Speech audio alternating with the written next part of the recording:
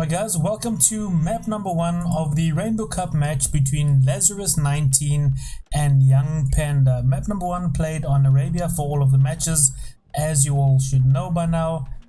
We have in this map, let's have a look, we have Lazerass19 playing in the teal in the bottom left of the map and YoungPanda in the red in the top right.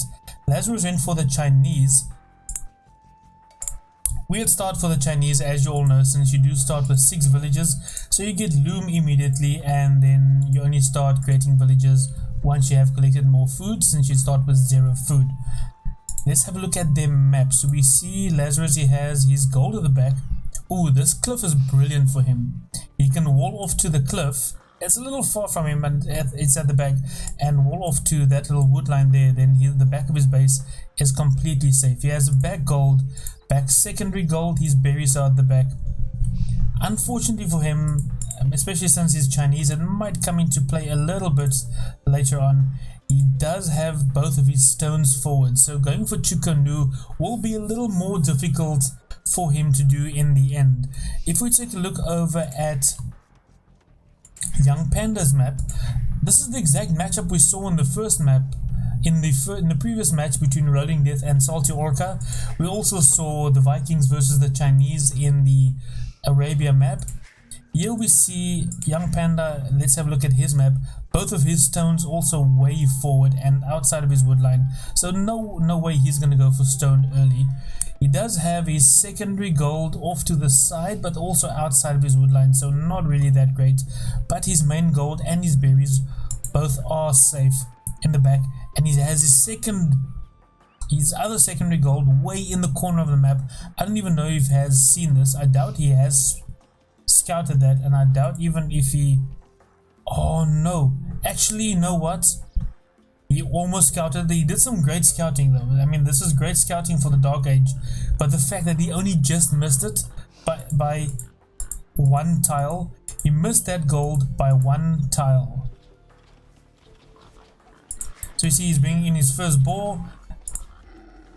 Right, and the ball is down. And first ball coming in now for Lazerass. As was that the second? That's his first ball. Coming in for Lazerass. There we go. He's got his first ball in. Second ball is at the back as well, at least.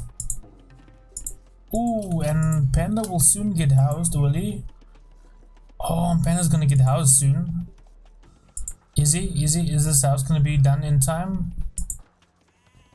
Oh, and this house is done just in time. Oh, wait, no, yeah, there it is.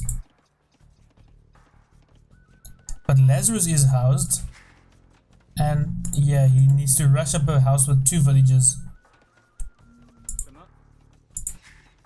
But he has water, he's using it to plug that 1 hole in the little wood line, so that's pretty good there by Lazerass.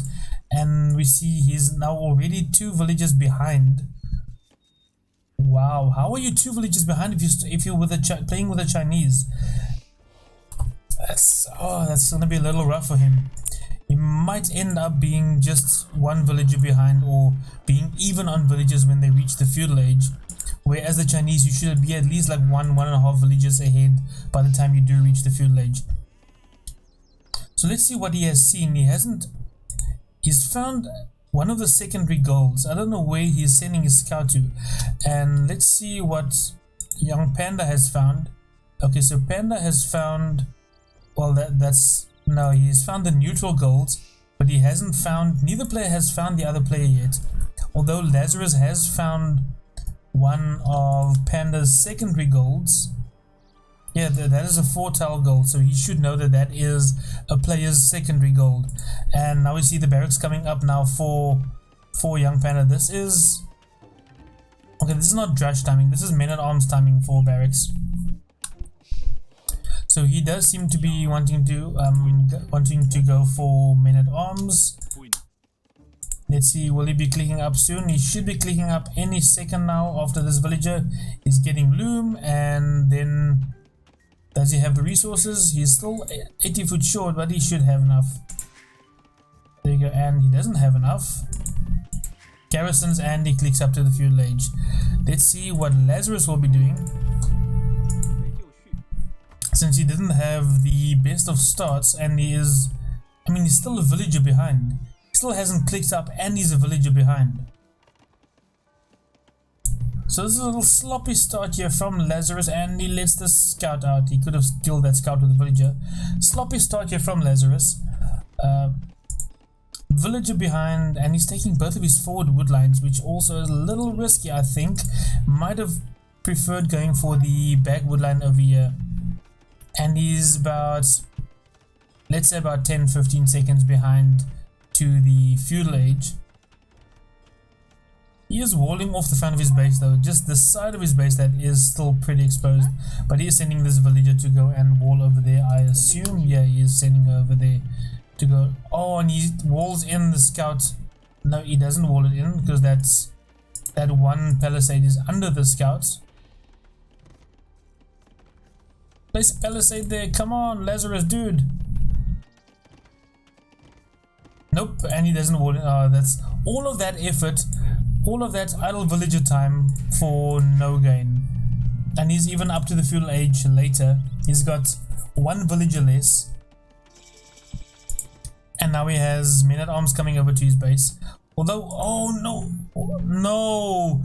Oh, that's so unfortunate there for Lazerass. Opening up a hole in his wall to place a barracks just in time for the men-at-arms, or well, the soon-to-be men-at-arms to come through and actually deny that barracks. Now he needs to actually, okay, this villager is gonna die.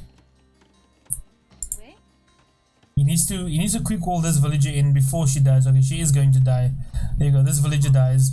And I also don't know why he only started putting up his barracks when he was already in the feudal age. He didn't even think of putting up a barracks before reaching the feudal age. So Barry's going up now. He's not on gold. He's not taking gold. He's not going to be able to go to his gold. So the only thing he can do right now is to go for scouts. He is going to have to rely on actually making scouts. So you will see Panda is camping on the gold with his men-at-arms and his scouts. And now he's going to try and push through. Lazerass needs to actually do something to stop this. And he's creating an archery range. See, this is the problem. He's making a range, but he doesn't have gold. He doesn't have gold access.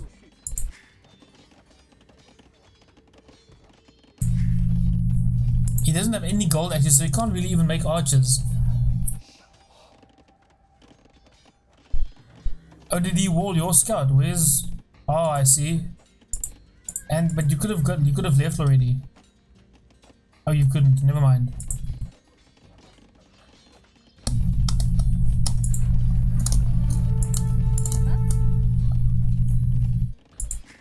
Range and market coming up. Still no farms here for Lazerass. There we go. Now eventually he's getting farms up. One single archer with the only gold that he had. But that archer should actually be enough to just fend off these men-at-arms, the initial push. And now Lazerass needs to start balancing his economy and actually needs to start regrouping back at home and getting his stuff in order.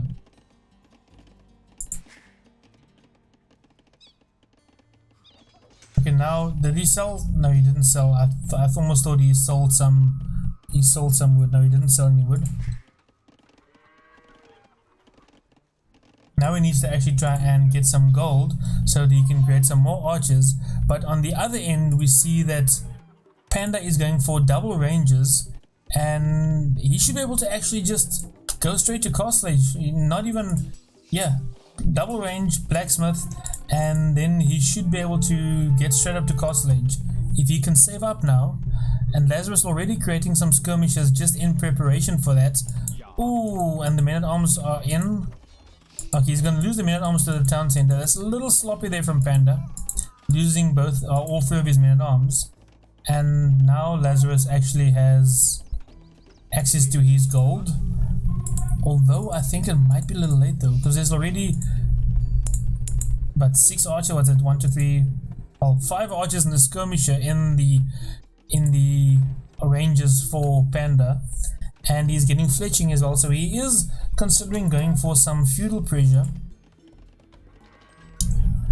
Although I don't know if that is the right option for him in this case, to actually go for feudal pressure. he might have rather just tried and just saved up and go up to Castle Age and get that power spike with the crossbows and Botkin arrow, and perhaps even drop a nice little siege workshop on this hill over here. This hill is going to be important in any kind of drawn out match. This hill will be massively important, and also this hill over on this side. These two hills and this hill over here will be massively important if this game goes anywhere near the late game. So we see Blacksmith coming up now here for Lazerass as well. He's also going for double range production, but he has stopped producing now, and I think he might be... Okay, he's not even looking to get up to Castle Age. He's not close to getting up to Castle Age. Ooh, and the armies are just missing each other. Going forward with his skirmishes, but he misses the archers, and they're going to be in on his wood line. No! This is going to be something. He doesn't see this coming. They do have fletching already. And he's going to lose at least one villager, is he? No. Well done there by Lazerass, reacting just in time, getting his villagers out to safety.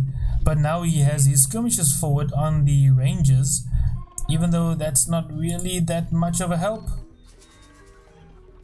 Also, he got, yeah, you don't really want to get for your range, you don't really want to get your armor upgrade before you get fletching. You want to prioritize your range and tech upgrade for ranged units, and then get your armor after that.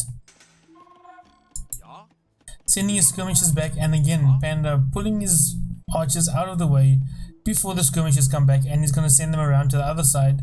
But this hole has already been plugged. I think he spotted that with his scout that is still alive, although there's a hole in front. Does he notice that?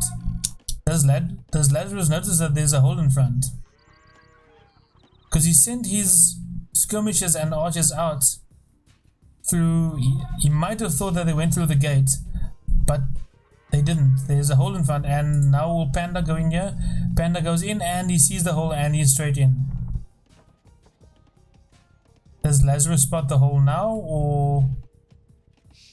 Now you see Lazerass is going forward with his skirmishers and archers, but Panda's already on his way to the Castle Age. He's already 50% on his way to the Castle Age, and this hole still isn't plugged. Panda shouldn't... No, don't run out. No. If he had stayed inside, then Lazerass would not have known that there's a hole there.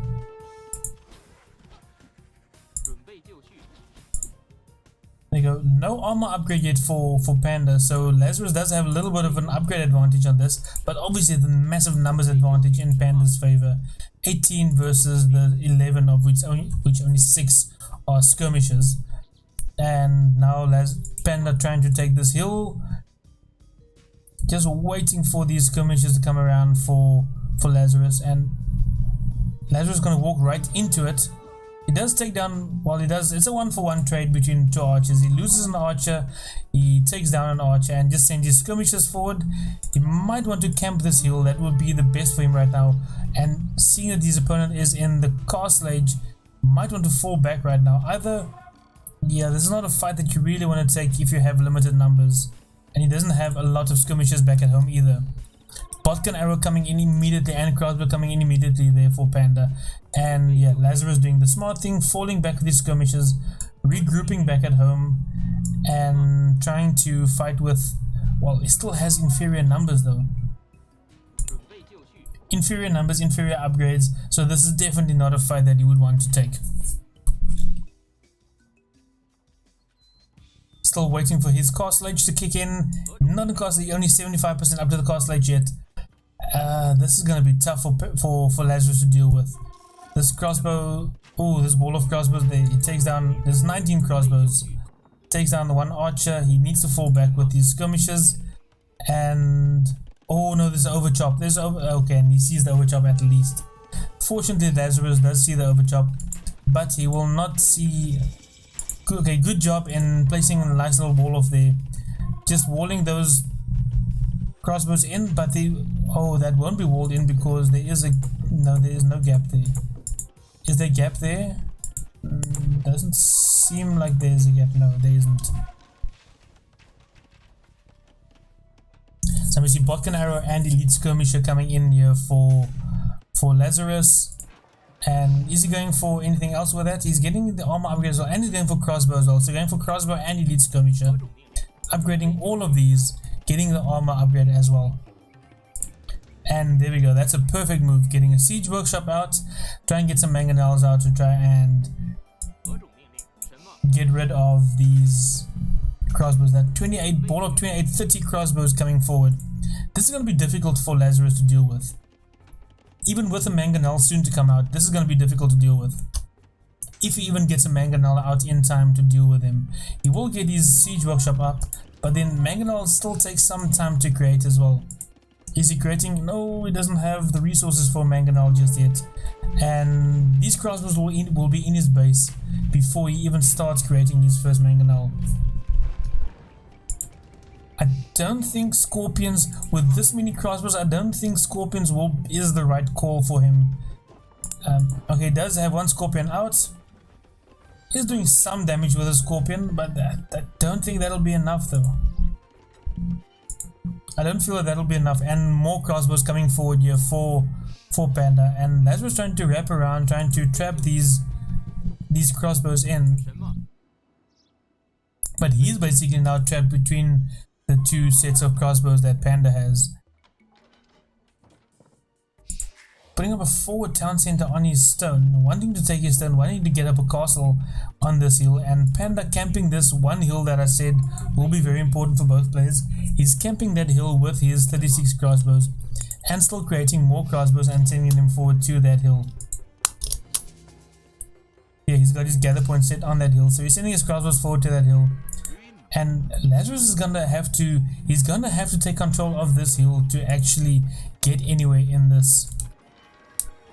More scorpions being created now by Lazerass, not going for the mangonel, trying to preferring to go for scorpions. A little unconventional, and now as Panda vacates this hill, Lazerass moves up, he takes the hill, but Panda moving in now, he does have superior numbers. Although Lazerass has the superior units, and yeah, and he has the hill advantage, so Lazerass will keep control of this hill. He does have control of the stone in front, he has a town center there. Oh, don't leave the hill, don't leave the hill, there we go, just move back, stay on the hill. As long as he can keep control of this hill, bring his scorpions forward, that should be good for Lazerass. And he is still producing more scorpions and more skirmishes, I mean, not scorpions, more skirmishes. And there's one more scorpion in his base that he can move forward as well.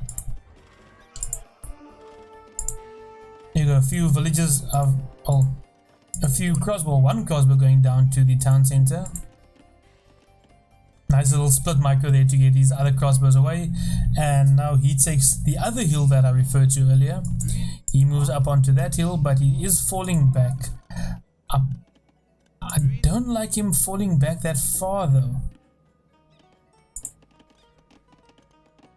And we see another overchop soon going to be happening here for Lazerass. That he just needs to keep a slight little eye on that. And he is taking the hill. He's chasing these units around. I think, oh, if Panda was to turn, I thought he was going to turn around there. If he had turned around, that would have been disastrous for him. But the problem is now Lazerass has vacated this hill. Panda has put up a castle. Well, not on the hill. I would have preferred the castle on this hill, but the castle is there to secure both of his stones. That's actually a brilliant castle if you think about it. This castle secures that stone, and also the town center. So he's perfect. Oh, right as the overchop was about to happen, these crossbows come in and snipe two villages. He's gonna snipe this house, and then he will be in with all of his crossbows. Crossbows in, and now Lazerass has to fall back, and he has to, I mean, what does he do behind this? How does he deal with this? Because all of his units are forward. He's got his crossbows and skirmishers all forward, and Panda sees it coming and he just falls back. Now just killing this house as well, and this should be, I mean, Panda already on 90 villages, Lazerass only on 62 villages. How many town centers does Panda have? Panda is currently on 3 town centers. Lazerass is also on 3 town centers, so he had some town center idle time clearly there, and he lost some villages. He's got 30 villagers behind, and now Panda just camping this hill with his crossbows again. And he has another set of crossbows on this little town center here for Lazerass. Losing some of his crossbows to the town center, that's actually quite sloppy. Losing quite a few of his crossbows. He's going to lose all of them. Is he really losing all of his? Oh, that's a little sloppy there by Panda. Losing all of those crossbows for absolutely for free to the town center. And now Lazerass is he's in Panda's base, and Panda wanted to put up a panic castle at the back, but that would definitely have been a dark castle. This castle would have been denied. Now we see infantry armor coming in now for Panda. Is he gonna go for the berserk switch? I think he might just be going for the berserk switch, and he is heading up to the Imperial Age as well. So Panda heading up to the Imperial Age, Lazerass not even close to clicking up to the Imperial Age. He has almost no food, nowhere near getting to the Imperial Age. This is going to be tough for him to deal with. He's going to need to deal with elite berserks and or arbalists pretty soon, and that's going to be tough for him. He doesn't have anything in place to deal with it. He's putting up a castle in the middle, not taking the hill though, and here we go. Panda taking this hill, systematically moving forward, has a castle back there, puts a castle up on this hill. Unless Lazerass can take this castle down, which I doubt he'll be able to since he is behind to the Imperial Age. He's not even close to heading up to the Imperial Age yet. Unless he can take this castle down, I think this castle might actually control the game for Panda.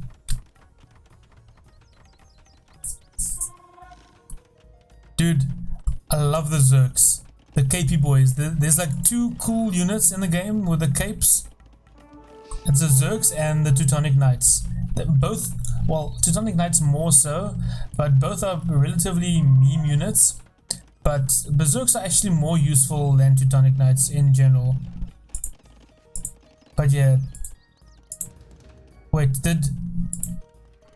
oh, this entire army from Lazerass got cleared up. I didn't even see that. Yeah, that's that's a little bit unfortunate. So now we see siege workshops coming up here for Lazerass. Is he going for Chukonu and siege ram? I think that would be he is already researching capped ram. Oh, no, sorry, it's Panda that's researching capped ram. Ooh, this is a dangerous combination now for Lazerass to deal with. Panda's going to be in Imperial Age, and as soon as he hits Imperial Age, does he have the resources? He doesn't have resources yet. He doesn't have the resources to research siege ram just yet. But I mean, he's got 5 cap rams. They're going to soak up so many arrows from these crossbows, and immediately we see trebuchet coming out now from Lazerass, not from Panda. Panda not creating trebuchets. I don't like that though. I don't like the fact that he's not creating trebuchets out of his castles. He's taking this, he's a little sloppy in this. Oh, and these Zerks will go down. Will they? Will these Berserks go down? What? Okay, they will go down to the Scorpions. I think he might get one. No, he doesn't even get one single Scorpion kill. And you see 5 cap rams, still all 5 cap rams alive, and he lost a few of those crossbows to the mangonel. And yeah, now he has to fight the rams with his villagers, and I don't think that's gonna be enough though. I don't think he's gonna be able to actually keep this town center up. It'll go down in a second. And yeah, these crossbows are just keeping the rams safe. What? Yeah, town center goes down. Now we can actually just push in completely with the crossbows to do it. Panda, crossbows, send them in. Your rams. Protect your rams, Panda. Okay, he's actually sending his berserks out to try and take care of this trebuchet that's firing down his castle. And I think this, okay, the castle will stay up, will it? And another castle coming up here for Lazerass, and I don't know if this castle is gonna go up. If only Panda saw that and actually microed these crossbows so they can actually take down those villagers building the castle. He could have denied that castle with these 6 crossbows. This castle could have been denied. Is he gonna actually? No, it's too late. He needs to run away. Okay, castle's up. But this trebuchet will go down for Lazarus now. But he is creating obelisks as well. He doesn't have bracer yet though. That's the problem for him. And although it's still only crossbows for Panda, he does have braces, so he does have superior range. He does have 8 range on his crossbows, and the obelisk only have 7 range, even though they have 1 more attack. Well, the attack for both are actually even, since the 5 plus 3 is of the crossbows with bracer is the same as the 6 plus 2 of the obelisk with only botkin arrow so far. But this castle will go down now for Lazarus as well. Yeah, he's not going to keep this castle up no matter what he's doing. This castle is sorry guys, he's out of stone it seems. Yeah, he's out of stone. Can't repair this castle anymore. This castle's going down. Like I said guys, this hill, I mean, I call it this hill will be important, and he calls it. Lazarus calls it. That is 1-0 to Young Panda. I didn't think it's over just yet, although it was, I mean, it was nearing being pretty much over. But well done there by Young Panda,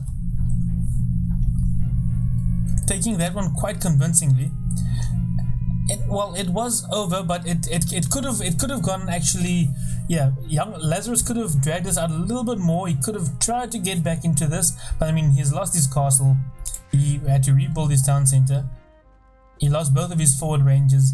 There wasn't really much he could do versus Berserk's crossbows. He didn't even bother upgrading his crossbows to our obelisk. Berserk's crossbows and skirmishes. And what's it? How many trebuchets are these? 3 trebuchets, and there's still 1 unpacked trebuchet. There's 4 trebuchets. There wasn't really much that he could do after this. He just doing a nib. Good job there by Panda. Thank you for watching the video. Remember to subscribe by clicking on my face to the left. To watch what I'd like you to watch, click the top video on the right. If you'd prefer to see what YouTube thinks you should watch, then click the bottom video. So until next time, happy gaming.